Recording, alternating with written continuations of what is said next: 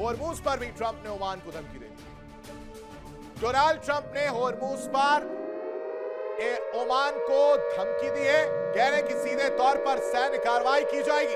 अगर ओमान ने ईरान का साथ दिया तो उड़ा देंगे।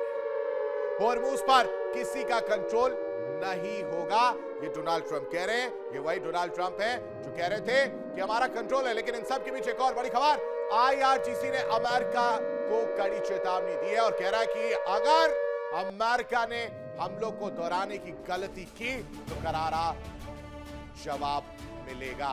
गंभीर परिणाम भुगतने होंगे, ये IRGC कह रहा है। गंभीर परिणामों के लिए सिर्फ और सिर्फ अमेरिका जिम्मेदार होगा। ये बात अमेरिका मान ले। दूसरी बड़ी खबर जिसमें अब वार पलटवार की कहानी देखने को मिल रही है, यानी अब समझिए हो क्या रहा है। होर्मुज को लेकर, होर्मुज इस वक्त एपिसेंटर बना हुआ है, जल डमरू मध्य, जिसको लेकर कहानी सिर्फ और सिर्फ यह है कि किसका कंट्रोल होगा। लेकिन जिस ओमान को लेकर डोनाल्ड ट्रंप ने तारीफों के पुल भी बांधे थे, उसी ओमान को लेकर ट्रंप क्या कह रहे हैं कि अगर ईरान की मदद की तो सीधे तौर पर सैन्य कार्रवाई होगी। अगर ओमान ने ईरान का साथ दिया तो उड़ा देंगे। स्ट्रेट ऑफ होर्मुज पर किसी का कंट्रोल नहीं होगा, ये डोनाल्ड ट्रंप को अब समझ में। लेकिन IRGC भी चुप बैठने वालों में से नहीं।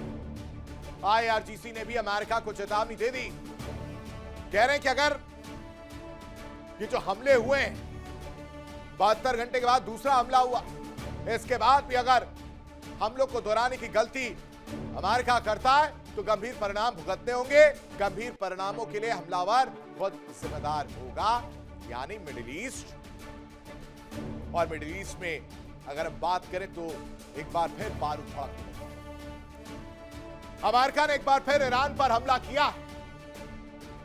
दावा है कि अमेरिकी सेना ने ईरानी सैन्य ठिकानों को निशाना बनाया और तो और कई ड्रोन भी मार गिराए। कई ड्रोन मारे गए। एक तरफ आप बातचीत की बात कर रहे हैं, दूसरी तरफ हमला कर रहे हैं। दावा है कि अमेरिकी सेना ने ईरानी सैन्य ठिकानों को निशाना बनाया और कई ड्रोन भी मार गिराए। ये हमला ऐसे वक्त हुआ है दर्शकों जब दुनिया, मैं, आप, हम सब युद्ध विराम की उम्मीद कर रहे थे।